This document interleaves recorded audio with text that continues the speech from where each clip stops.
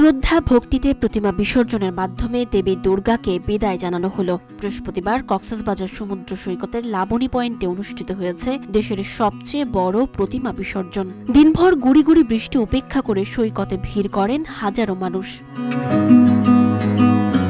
দুপুর গড়িয়ে বিকেল, বৃষ্টি উপেক্ষা করে কক্সবাজার সৈকতের লাবণী পয়েন্টে জড়ো করা হয় জেলার শত শত মণ্ডপের প্রতিমা। ঢাকের তালে, উলুধ্বনি আর ভক্তদের উচ্ছ্বাসে মুখরিত হয়ে ওঠে পুরো সমুদ্র সৈকত এলাকা।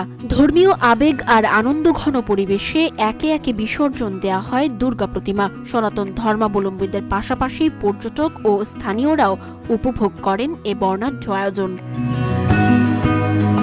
প্রতিমা বিসর্জনের এই মহোৎসব দেখতে দেশের নানা প্রান্ত থেকে আসা হাজারো পর্যটকের পদচারণায় সরগরম হয়ে ওঠে কক্সবাজার সৈকত। বৃষ্টির মাঝেই উৎসবের আমেজ ছড়িয়ে পড়ে দেশের দীর্ঘতম সমুদ্র সৈকতে। ধর্মীয় আচার অনুষ্ঠানকে কেন্দ্র করে এমন মিলন মেলা শুধু আনন্দ নয়, সম্প্রীতির বার্তা দেয় সবার কাছে।